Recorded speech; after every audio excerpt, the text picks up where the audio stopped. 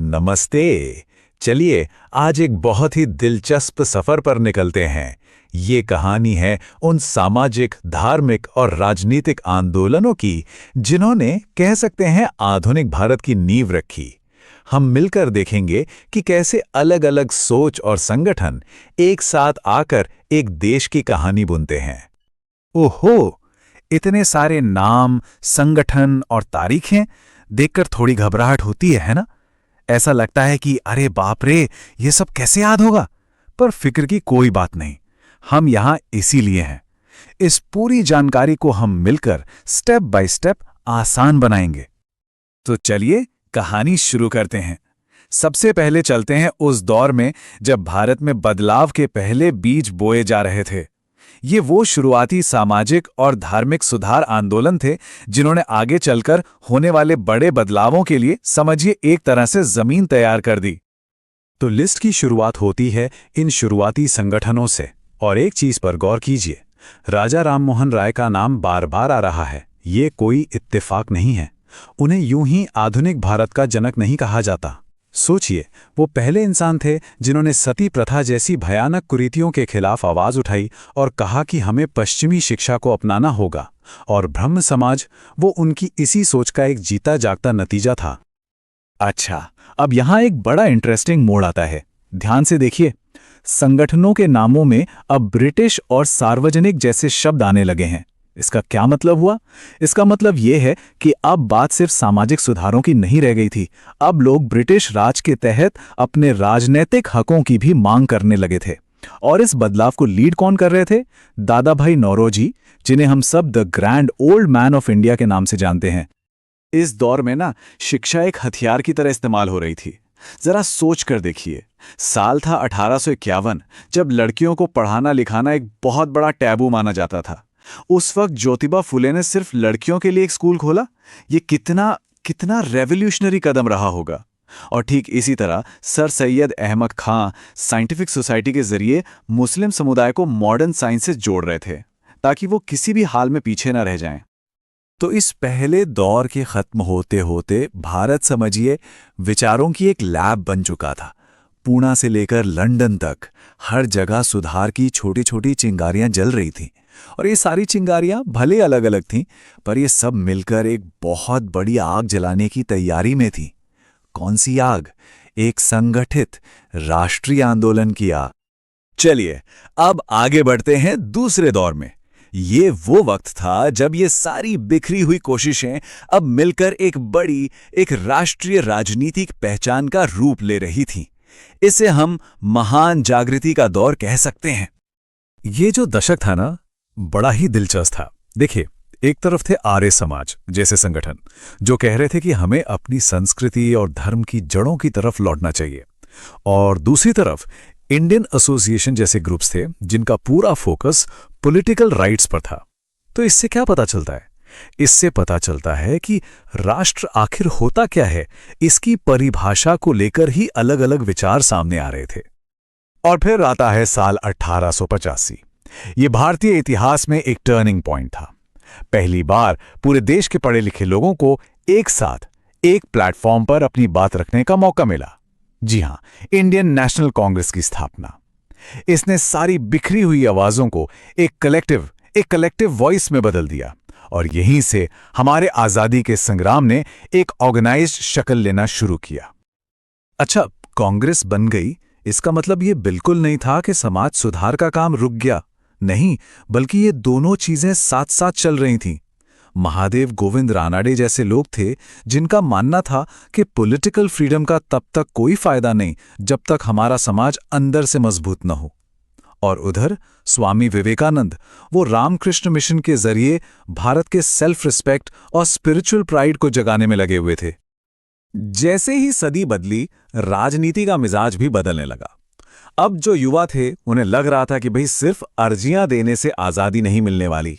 और इसी सोच का नतीजा था अभिनव भारत जैसे क्रांतिकारी संगठन।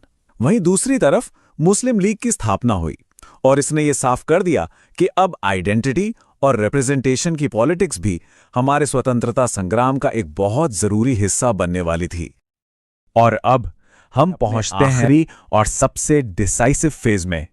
ये दौर था मास मूवमेंट्स का, जन आंदोलनों का, जब आज़ादी की लड़ाई अपने चरम पर थी। इस दौर की जो खूबसूरती है ना, वो इसकी डाइवर्सिटी में है। देखिए, एक तरफ रविंद्रनाथ टैगोर विश्व भारती जैसा कल्चरल इंस्टीट्यूशन बना रहे हैं, तो दूसरी तरफ देश से दूर लाला हरदयाल गदर पार्टी के साथ क्रांति की आग जला रहे हैं। और हां, तिलक और एनी बेसेंट की होम रूल लीग और महिलाओं के हकों के लिए विमेंस इंडिया एसोसिएशन, इन्हें तो हम भूल ही नहीं सकते। फर्स्ट वर्ल्ड वॉर ने सब कुछ बदल कर रख दिया। दुनिया भर में बड़े बड़े साम्राज्य खत्म हो रहे थे, रूस में क्रांति हो चुकी थी और इसका असर भारत पर पड़ना तो लाजमी था। अब लड़ाई सिर्फ अंग्रेजों से नहीं थी, अब लड़ाई समाज के अंदर की बुराइयों से भी थी, जैसे जातिवाद या फिर मजदूरों का शोषण। और B.R. अम्बेडकर की बहिष्कृत हितकारिणी सभा वो इसी नई सोच, इसी नई चेतना का बड़ा प्रतीक थी। और ये तस्वीर है आज़ादी से ठीक पहले के कुछ सालों की। यहाँ पर अलग अलग विचारधाराएं एकदम साफ नजर आती हैं। एक तरफ राष्ट्रीय स्वयंसेवक संघ है, तो दूसरी तरफ भगत सिंह की नौजवान सभा।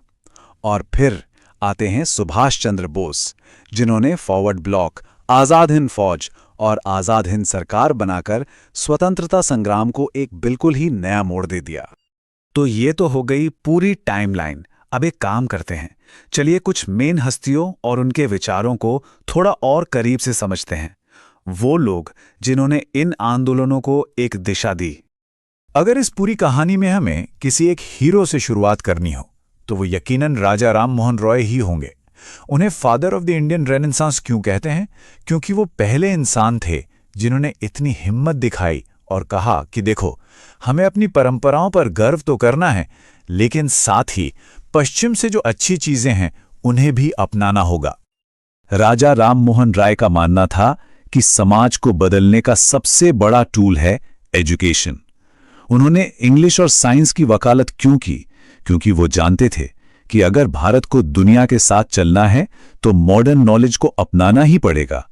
हिंदू कॉलेज और वेदांत कॉलेज, ये सिर्फ बिल्डिंग्स नहीं थीं, ये उनके एक मॉडर्न इंडिया के सपने का सेंटर थी। लेकिन हां, राजा राममोहन राय अकेले नहीं थे, उनके साथ और भी कई सितारे थे, जैसे हेनरी डेरोजियो। वो एक ऐसे टीचर थे जो अपने स्टूडेंट्स को सवाल करना सिखाते थे, न कि बस आंख बंद करके परंपरा को मान लेना। फिर थे स्वामी दयानंद सरस्वती, जिनका मानना था कि असली भारत वेदों में है और हमें वेदों की ओर लौटना चाहिए। और M.G. रानाडे, उन्होंने एक बहुत गहरी बात कही कि पॉलिटिकल रिफॉर्म और सोशल रिफॉर्म ये एक ही सिक्के के दो पहलू हैं, इन्हें अलग नहीं किया जा सकता। अब बात करते हैं एक ऐसे इंसान की जिसने भारत के सेल्फ कॉन्फिडेंस को पूरी दुनिया के सामने बुलंद कर दिया, स्वामी विवेकानंद। जरा सोचिए, साल 1893, शिकागो। जब दुनिया भारत को एक पिछड़ा हुआ देश मानती थी, तब एक युवा सन्यासी ने अपने भाषण से सबको हैरान कर दिया।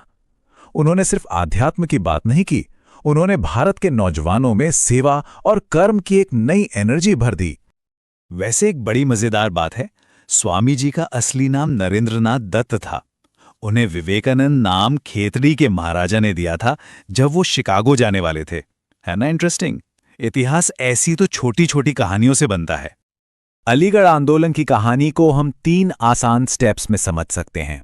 स्टेप 1, एक विजन था, सर सैयद अहमद खां का विजन कि मुस्लिम समुदाय मॉडर्न एजुकेशन में पीछे न रह जाए।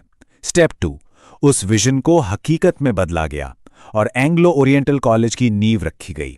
और स्टेप 3, वो छोटा सा कॉलेज एक ऐसी महान लेगेसी बन गया जिसे आज हम सब अलीगढ़ मुस्लिम यूनिवर्सिटी के नाम से जानते हैं। और ऐसा बिल्कुल मत सोचिएगा कि ये सब सिर्फ बड़े बड़े शहरों में ही हो रहा था। नहीं, आगरा में राधा स्वामी सत्संग था, लाहौर में देव समाज, पंजाब में अहमदिया आंदोलन, ऐसे कई और संगठन थे। इससे ये पता चलता है कि बदलाव की ये जो लहर थी ना, वो किसी एक जगह या समुदाय तक लिमिटेड नहीं थी, ये पूरे भारत में फैल रही थी। हर कोने में लोग एक नए कल के बारे में सोच रहे थे। तो ये थी कहानी उन बिल्डिंग ब्लॉक्स की जिनसे मिलकर बना हमारा आधुनिक भारत। करीब 150 साल, 60 से ज्यादा संगठन और अनगिनत लोग। उन्होंने अपने वक्त की चुनौतियों का डटकर सामना किया। अब सवाल यह है कि आज हमारे समय के बिल्डिंग ब्लॉक्स क्या हैं? और शायद उससे भी बड़ा सवाल यह है कि उन ब्लॉक्स को बनाने में हम सबका क्या योगदान हो सकता है। इस पर सोचिएगा जरूर।